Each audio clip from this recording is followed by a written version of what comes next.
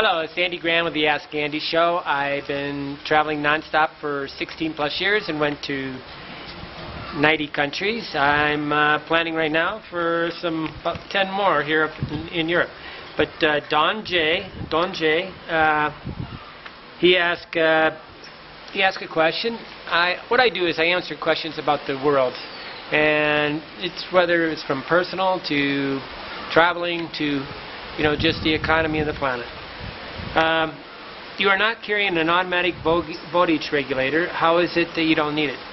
I think I kind of looked this up on the internet because I don't know if I've ever used that term, automatic voltage regulator. But there's 220 and 110, and I really never know which it is other than my light bulbs. Sometimes I'll have a 110 light bulb and I'll put it in a 220 socket and it'll go pop and it'll burn out real quick.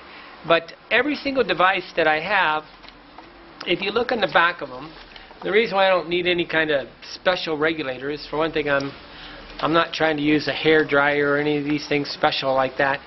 But there's things that are very Americanized, like maybe a toaster, this 110 or something.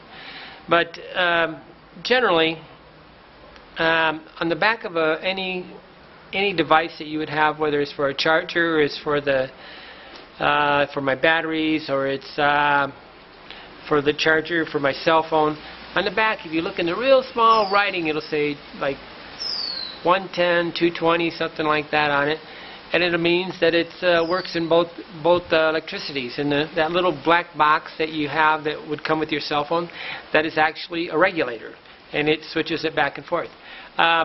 Some people are real worried about voltage spikes, but my computer has a little black box. And almost all computers have this. They have the little, the little black box, and on that laptop thing it says 220, 110, or whatever. And but that also cleans the electricity and regulates it and makes it into a more clean type of electricity.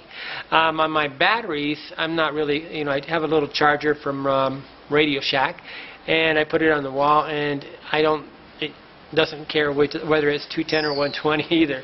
And but generally, I've been traveling long enough that I probably wouldn't buy anything that really was that specific.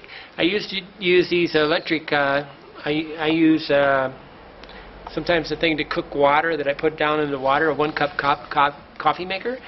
But it's a 220 one. It just it works in 110. It's just less electricity, and it takes longer to heat. So generally, overall, every device that I have is 220, 110, ready to go. And I was laughing. My mother had a curling iron, and I checked it out, and it's actually, she's all worried about this curling iron one time, and I was laughing. It's 110, 220 too. If you really look at it, you'll find that a lot of your devices are 110, 220. Because say if they're made in China, China I think is 220, and then they want to sell it in America. They basically don't just make it 110. They make it both ways so that it works in both countries, and they can sell it anywhere. It makes the products more available. But most of your electronics are 220, 110.